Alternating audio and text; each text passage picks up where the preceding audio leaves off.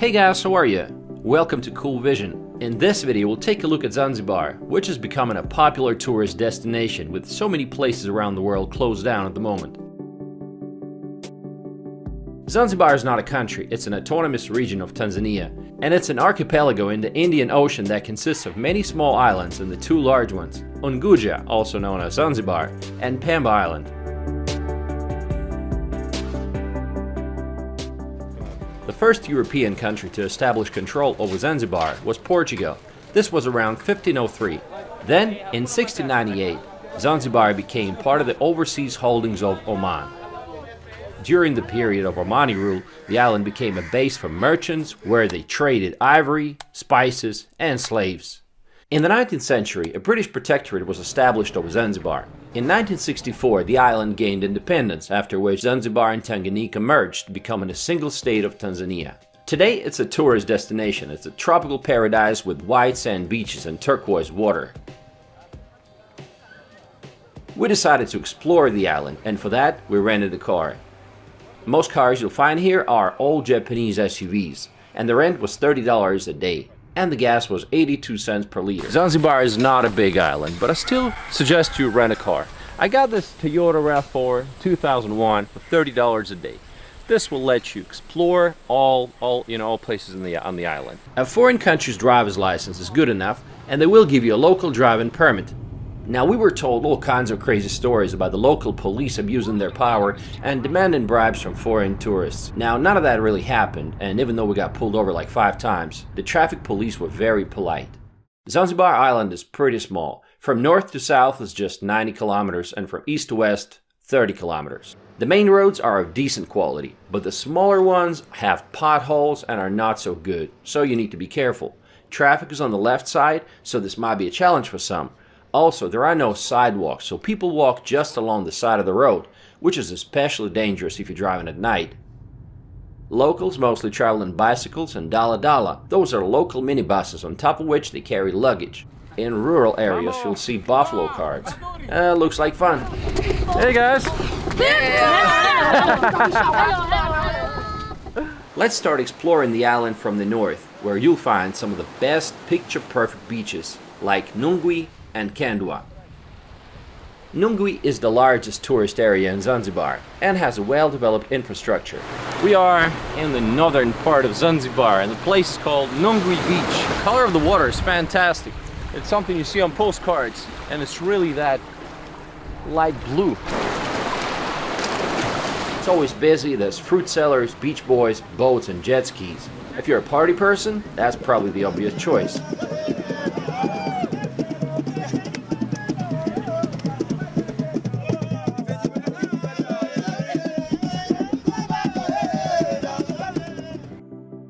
Another popular beach in the north is Kandwa. It has a little more laid-back vibe and is not as crowded. And you still get the same white sand, swaying palm trees, and gorgeous turquoise water. There's a great number of fancy resorts as well as affordable hostels in both places. Biggest advantage of Nungwi and Kandwa is that the tides here are very small and you can swim any time of the day. You will encounter a lot of beach boys. Those are local merchants who will try to sell you anything and everything, from boat tours to cocaine. I'm serious, it's illegal, but they will offer that. They're friendly, but sometimes they can be a little bit annoying, I agree. You can buy a coconut on the beach for $1, but that's after some bargaining. Who else will you encounter on the beaches? The Maasai. Those are tall, skinny guys in red robes with sticks. This is a semi-nomadic African people whose homeland is in the north of Tanzania and Kenya, and they came to Zanzibar about 10 to 15 years ago, when tourism started flourishing. For many decades they tried to follow their traditional way of life and rejected civilization, but with every year it's becoming more and more difficult. They used to hunt wild animals through the savannas, but now they're selling souvenirs and doing performances. And I attended one of those performances, and boy, can they jump. From the northern part of the island, let's relocate to the southern part of the island. Southern beaches such as Kizimkazi are not as developed as the northern ones. I was staying in the south for a few days near the fishing village of Kizimkazi, at a nice hotel called Sarabi. I really loved it, the property, the staff, everything was excellent. I also met a lot of cool Russian guys, and we had night parties by the beach and made lots of local friends like this guy by the name of Mr. Friday. He was our chef. We'd have dinners with lobsters and tuna fish, and it was extremely affordable, something like $10 to $15 each. Every morning around 6 a.m., fishermen come from the sea and they would bring their catch and there would be an auction going on. Is this tuna fish? Tuna fish? You will see tuna fish, barracuda fish, marlin fish, and sharks. It's so much fun to watch, and in case you wonder, a huge fish like this, they told me, would go for $250. So in this village here's main things that we do, fishing. Okay. This is our main activities here, and tourism. Tourism and fishing. Tourism's like everywhere in Zanzibar.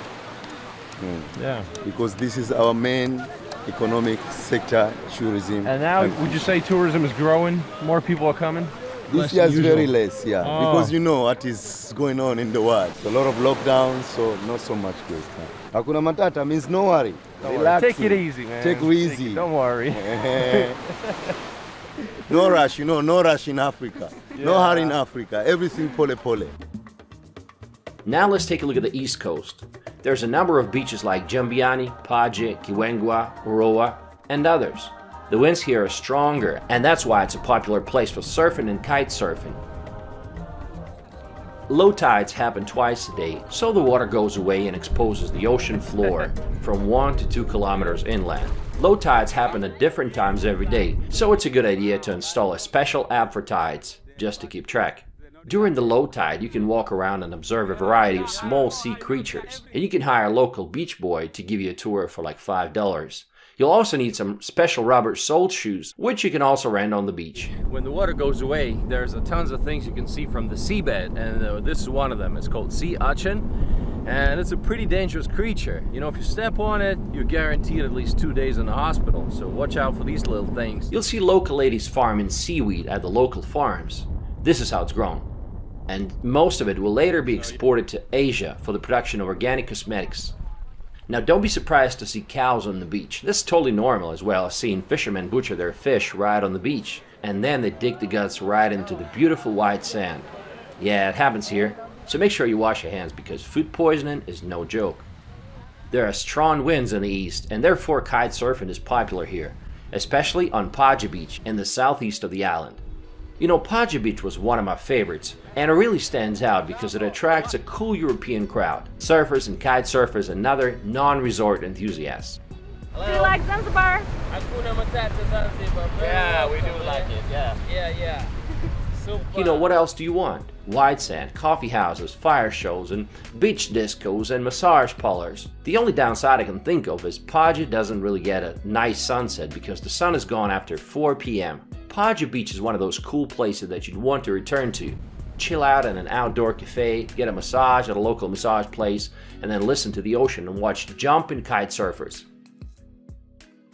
In Zanzibar, you won't find any tall buildings. Most hotels are of bungalow type, which gives you more privacy. And cool thing is that you can go to most hotels and spend time on their property. It's totally normal.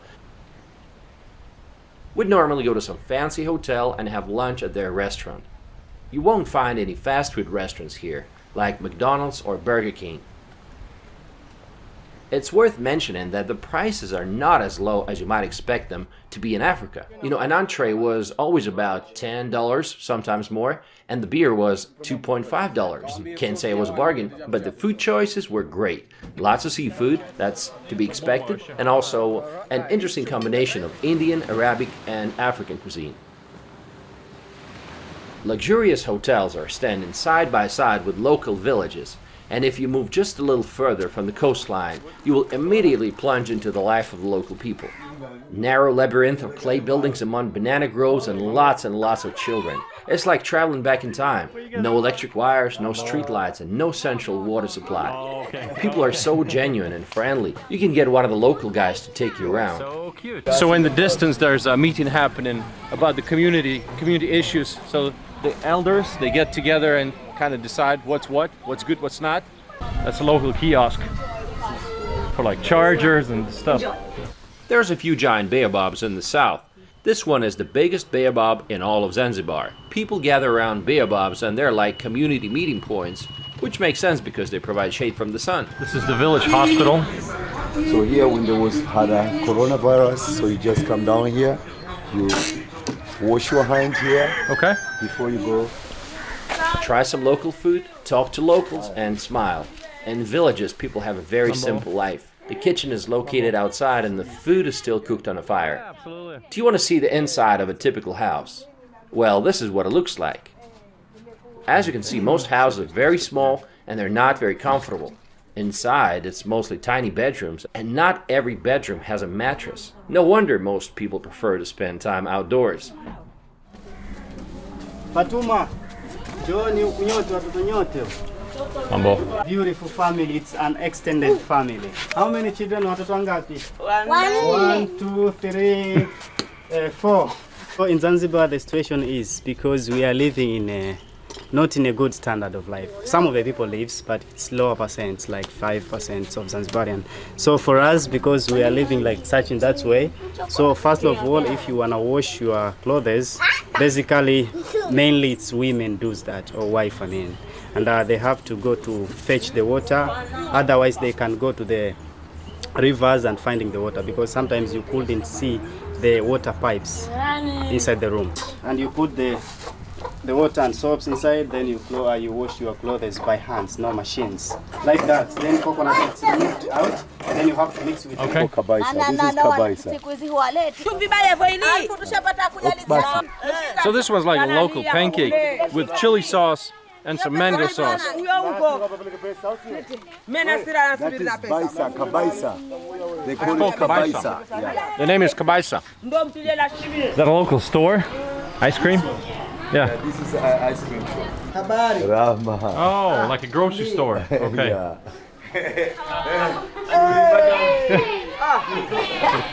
He was just waiting to get on camera, man.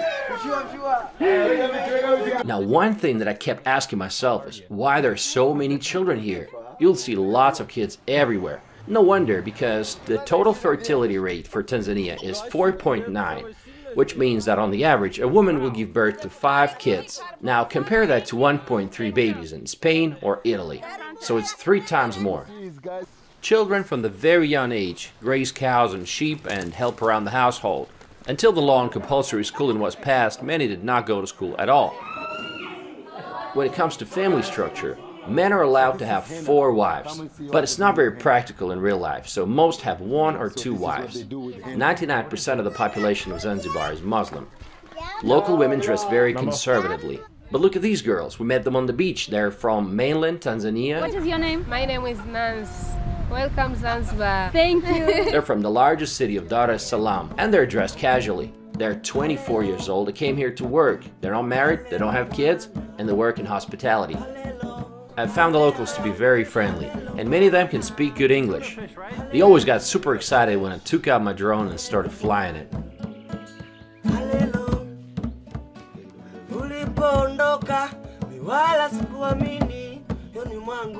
In the villages, they live in tough conditions and work hard. And despite the arid climate, 80% of people work in agriculture. In the evenings, men gather in large groups to watch TV outside. Football is the most popular sport here. I saw young kids playing with a coconut once. Everyone plays football. Several times a week, they have matches, and the whole village comes to watch.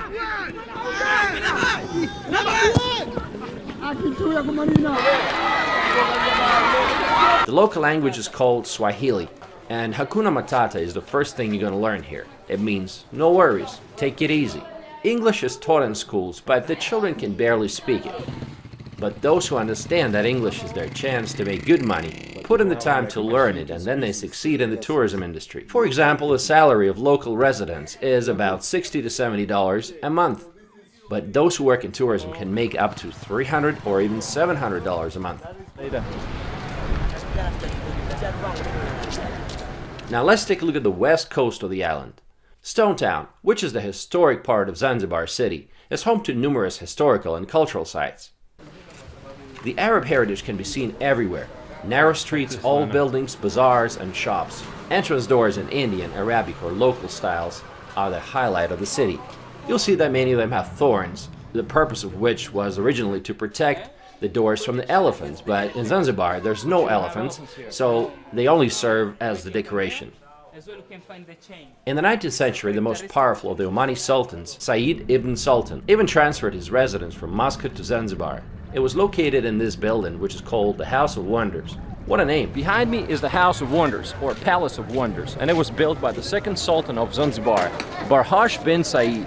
Now the reason it's called House of Wonders is because this was the first building to have electricity in Zanzibar. Right now it's under reconstruction and hopefully will be open to visitors soon.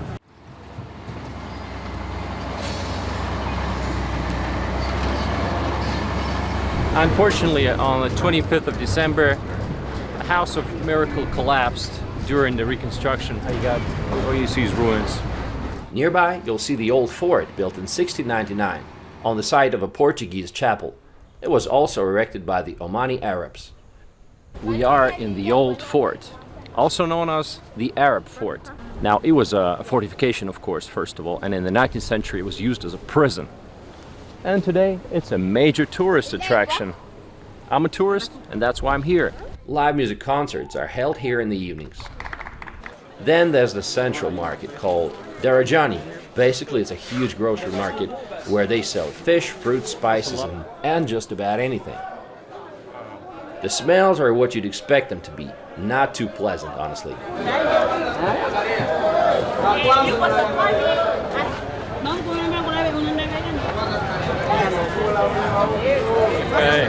Stone Town was one of the main slave trade sites in East Africa.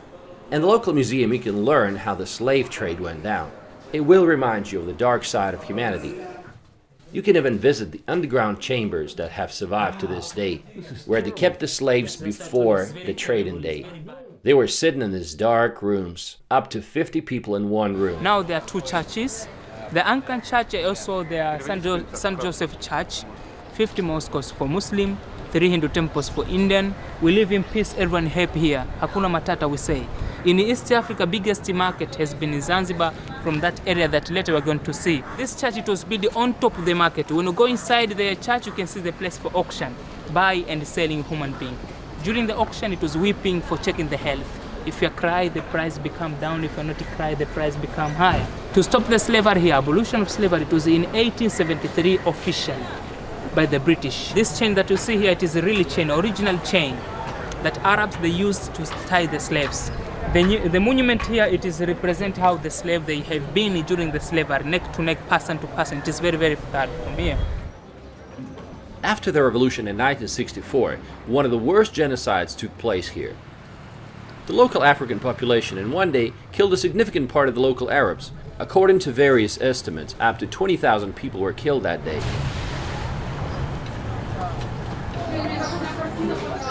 The streets of Stone Town are always busy, and you might encounter some annoying people that would want to help you, expecting that you tip them in return.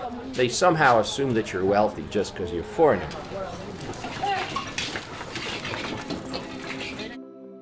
From Stone Town, you can visit Canggu Island, also known as Prison Island.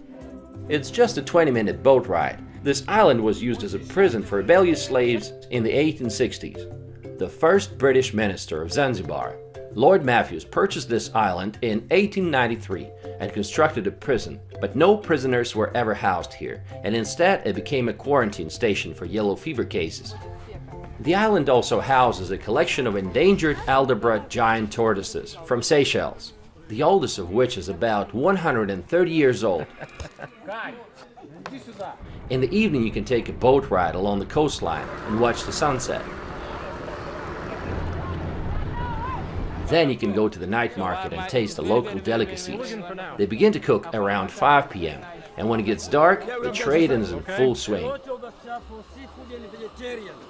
There are many things to discover in Stone Town. Freddie Mercury's house. Freddie Mercury was born in Zanzibar and he spent parts of his childhood within this house, as his parents were living there so that his father could continue working with the British Colonial Office. Came to Freddie Mercury's house where he lived when he was young. I want to break free. More problematic for many Zanzibaris is the Mercury's bisexuality. Islam is the predominant religion here, and gay sex was made illegal in 2004. Zanzibar and Tanzania are not gay-friendly. Visit Jaw Square. This unique square is a place where men gather to socialize, strengthen their community, and drink cups of black Zanzibar coffee. It's a sort of community courtyard. This area here, we call it Joe's Corner. That people, they come here to discuss about politics and to drink coffee in morning there. Evening they come to watch television over there, public television. Look over there. Please make a free international call, please. Oh. Yes, this is a center of Stone Town. Tanzania is famous for tanzanite. It's a blue and violet variety of the mineral zoisite. This gemstone was given the name tanzanite by Tiffany & Company after it was discovered in Tanzania. Make friends with the locals. One of my friends had a checkers match with one of the local guys, and he won. Well, that's because he was teaching checkers in Russia, so no wonder. These Persian baths were the first public baths on the island. Modern residential quarters of the city look like this. This is the most densely populated part of the island. And the population of Zanzibar in 2012 was 1.5 million, but I'm sure it's grown a lot since then. If you expected to see flocks of exotic birds and parrots in Zanzibar, then you would be disappointed. It turned out that Indian crows filled the entire island. Did you know that these crows are not even indigenous to East Africa? When David Livingstone, a British explorer, arrived on the island of Zanzibar in 1866, he was appalled at the filth and the stench that he called it Stinky Bar. Thousands were dying of cholera and chicken pox, and so they introduced the Indian house crow to clean up the island, little knowing what kind of havoc it would wreak in Zanzibar and beyond. Those black birds are all over the island. I think they're the only birds left on the island. So they hate my drone. They let it sit there in the air for 10 seconds and then they go out to attack it. Normally it's 1 or 2 crows. But what I've learned is they cannot fly very fast against the wind. So they slow it down while my drone can still keep at a speed of 40 kilometers an hour. So outsmart them every time. What else is there to do on the island? If you love animals and especially big cats, make sure you visit Cheetah's Rock. It's an animal rescue center, and during the 4-hour tour you'll meet zebras, bush babies, lemurs, monkeys, turtles, lions, tigers, cougars, cheetahs, and hyenas. You'll be able to feed them, touch them, and make photos. And you'll even get a chance to try to outrun a lion. Well, let's see how that went. As that? Let's go play.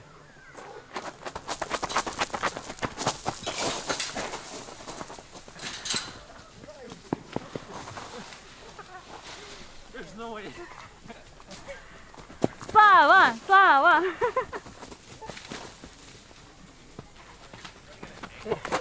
Just like I expected, that didn't stand a chance. This lion's name is Aslan, and he's a real white lion. There's only 300 white lions left in the world. Are you scared, Flower? People also come here for the opportunity to touch the fastest cat on planet Earth, Cheetah. I don't know why, but in the middle of the tour they gave us a glass of champagne, so I was so scared when I was going to sit next to that cheetah. And they told me to keep calm and not look directly into the cheetah's eyes, so I was so scared. I thought it was going to eat me alive. All of the animals here are either rescues, donations, or adoptions, meaning that unfortunately before this they have been living lives in not so good circumstances. All of our funding is only from guests. We are not sponsored by any large corporations or by the government. That's the orchestra we have every night. It's our lions. Yeah, they're saying good evening to you. The next place you might want to visit is Jozani Forest. Let's take a walk in the jungle.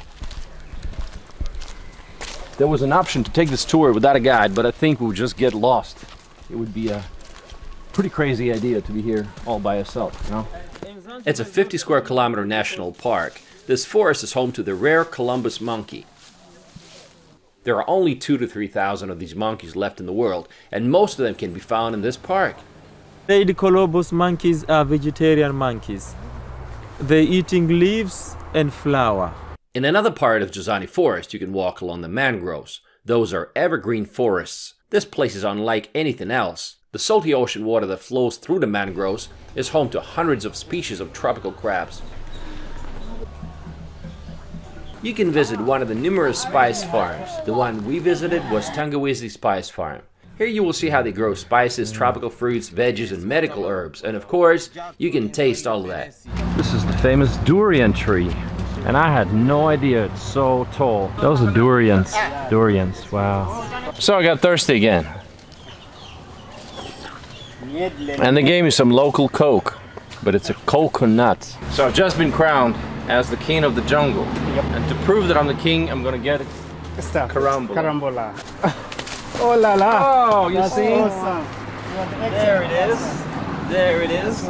In the 19th century, Zanzibar was one of the world centers for the cultivation of different spices. And for that reason, the Zanzibar archipelago is sometimes referred to as the Spice Islands. As part of the Spice Farm tour, there will be a performance by a guy climbing a palm tree and singing songs. It's fun, but it looks so risky. And when I asked them, they said he does that 10 times a day. The king of all fruit. Yes, durian. Durian. Okay, chakula chema. Chakula chema. Chakula tema. Bon appetit. Absolutely. There are many caves on the island which you can visit to get away from the scorching African sun. We visited Kusa Cave, and the water inside was crystal clear and so refreshing. There's a small sitting area where you can chill and listen to the local musicians, and it doesn't come as a surprise that Africans are pretty good musicians. Ananiburudisha, elimisha kwa sababu kila siku nasikiliza medication, yay, meditation. Halelo mwana, halelo mwana, halelo mwana, halelo. Matter of fact, I love this song so much that I decided to make it the soundtrack to this video.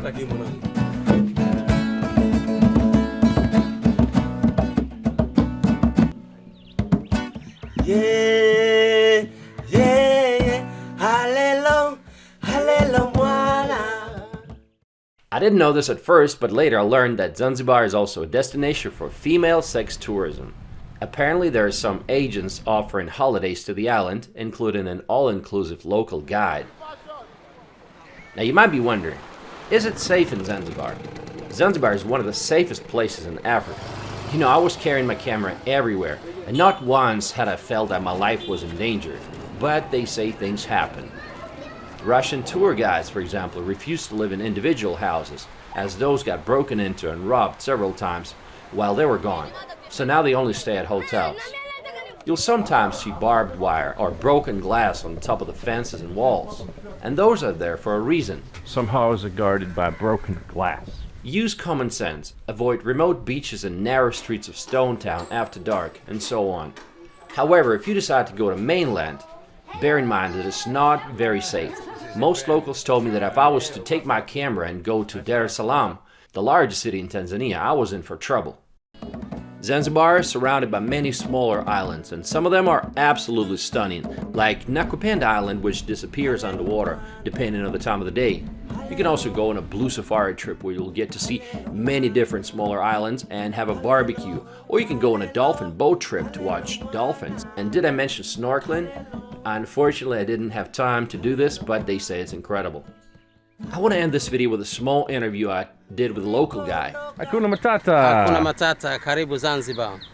Asante. So Karibu Zanzibar, it means you are welcome in Zanzibar. This is our mother language, Swahili. How many sisters and brothers did you have growing up? We all together we are 9 kids. So Okay. so I have four sisters and the others brothers. Wow. Yeah. Large family. Yes. Was it easy for your parents to put food on the table? It's easy is like fish. Mostly fish? Yeah, mostly fish because chicken and beef is most expensive stuff in Okay. Zanzibar.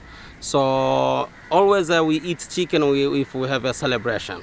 Just when you have celebration, yeah, like you eat chicken. one day a year. 1 day a year? Yes, 1 day You a got year. chicken? Yeah, chicken. The rest, or fish? All Rest of the fish area and had fish. vegetable, yeah. Because you can buy 5,000 of fish, so you can use for 2 days. Okay. Yeah, because fish is very, very cheap. Yeah. To compare beef and chicken. Right. Yes. Okay. And what's it like today? Today is okay. Today is okay because people they start to understand if you want to have a good life, so less children because you can able to. You should have less children to provide Yes, to better give standards of living to your children. Yes. So how many kids do you have now? I have 3 kids. Okay. Yeah. So not 9, but 3. Yeah, 3 kids, and and also my kids, they are happy because a week they eat in a week they eat one day chicken or beef. Oh, okay. So every week they have chicken or beef. Or beef, yeah. Oh, okay. So you don't need to stay 1 year. That's a huge improvement. Now you're working, obviously, and so is your wife. Pardon? Your wife is also working. Yeah. She's got a job. Yeah, she's also So working. Yeah. both of you are working. Yeah, we working together. Yeah. Okay. Yeah. Now you're also working pretty hard. You're working 6 days a week. Yeah. Not 5 like many people around the world, but you no. work 6. Yeah, 6 So days you're a week workaholic. and 1 day off. And 1 day off. Yeah. Just 1 Where day are you off. from? You're from Stone Town. Yeah, I'm originally from Stone Town. Yeah. Okay, so Stone Yeah, Town, just I Zanzibar. come here for working. Okay. Yeah. My family they stay in Stone Town. Okay. Yeah. Now a lot of people come to Zanzibar. They hear about malaria and cholera. Yeah. How bad are those things today? Should people be scared or not? For the moment, not. We Okay. thanks God because before, like 10 years ago, we have a huge problem of cholera and malaria. But now we thanks God because it's done. Okay. Yeah. We have a Okay. mosquito, but not a malaria mosquito. Because of government. Because of government, exactly. Yeah. So they're doing a What good what job. they are doing? We have like a foundation of George Bush, so they help us for the medicine. Every house now they have a mosquito net. Mosquito Yeah, nets. because 10 years Okay. ago we don't have a mosquito net. Okay. Yeah, so now every house must have a mosquito net, and this is become from our government. Okay. Yeah. But in Zanzibar, in Tanzania, in mainland, Yeah. you have this problem with malaria, Yeah, right? still now they have this problem. Yeah. Okay. In mainland. In mainland Dar es Salaam, yeah, Tanzania Okay. mainland, yeah. So if you go there, you gotta Yeah. take some medicine. Yeah, Probably it's to better stay to safe. have pills before Okay. you go there. Yeah. Now, how safe is Zanzibar today? Should people be worried about walking on remote beaches by themselves? Not really. Not really. Yeah, not really. Sometimes small things has happen. We have like a group. We have young people who always stay on the beach and we wait the guests who pass away, who pass around. So Right. they try to steal something, Oh. like a camera, phone. Wow. Yeah, but it's not usual. You not. Okay. Yeah. Doesn't happen very Yeah, often. not happen very much. Yeah. Okay. Yeah. So do not need to scare about this. How many times have you had malaria in your life? Many times. How many? Many times. Many Yeah. times? Yeah. Many times. But Okay. a long time ago. Oh, Since okay. when I was kids, under Okay. 17, 12. Yeah. It's like you have a high fever. Yeah, high fever. Yeah. Sick. Sick. Yeah. And then you can take pills. Pills. and Yeah. it's okay. And then it's okay. Yeah. How old are you, man? I'm 40 years old. Okay. Is it Hakuna Matata? Because- Hakuna Matata because I'm in. It's all the seafood. Yeah, seafood And the fresh, great climate. fresh tropical fruits. Oh, Yeah. yeah. Yeah. Coconuts. Yeah, coconuts. Oh, Yeah. all the nutrition. That's why I like that. When tourists come here, it's Yeah. also useful to learn some few basic phrases. Most of the things what we teach for the tourists, we say jambo, it means hello, and habari means how are you, and hakuna matata means no problem, karibu sana means much welcome. So this is we teach for the tourists. Okay. Yes.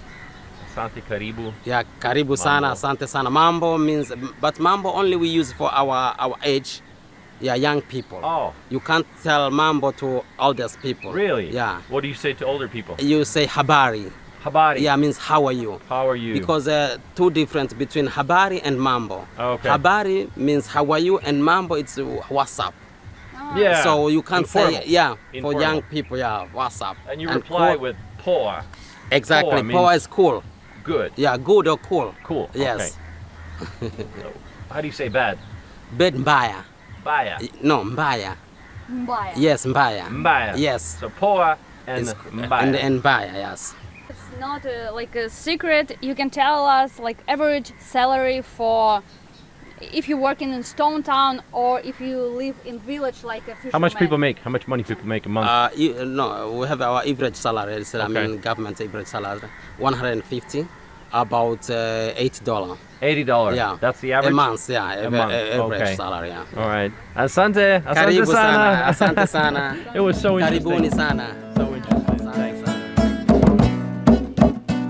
Halelo mwana, halelo, halelo mwana, halelo, halelo, halelo mwana, halelo, halelo mwana, halelo. Ulipoondoka mi wala sikuamini yoni mwangu.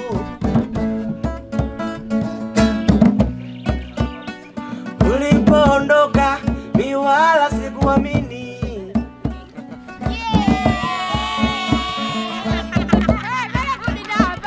Ulipoondoka mi wala sikuamini choni mwangu penzi wewe.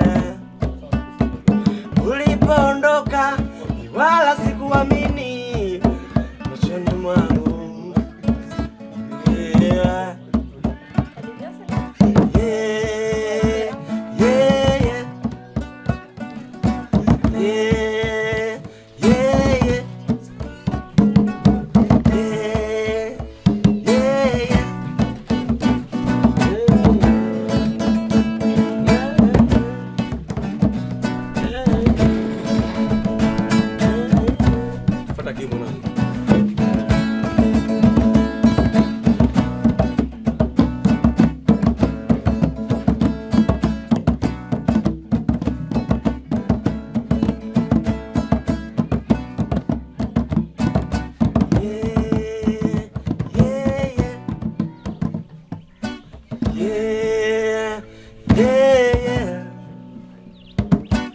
Yeah, yeah, yeah. Halelo, halelo mwana. Halelo, halelo mwana. Halelo, halelo mwana. Halelo, halelo mwana. Halelo.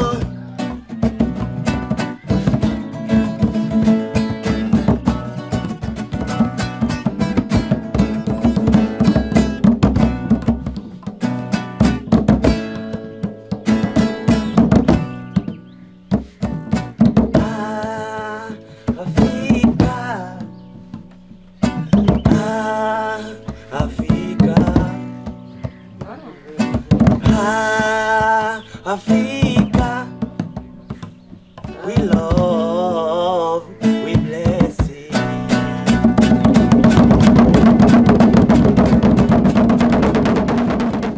Alright, this brings us to the end of the video. I visited Zanzibar in December 2020, so it took me some time to make this video, so make sure to hit a like button and subscribe if you haven't already. And I'll see you in my next video. Thanks for watching, guys.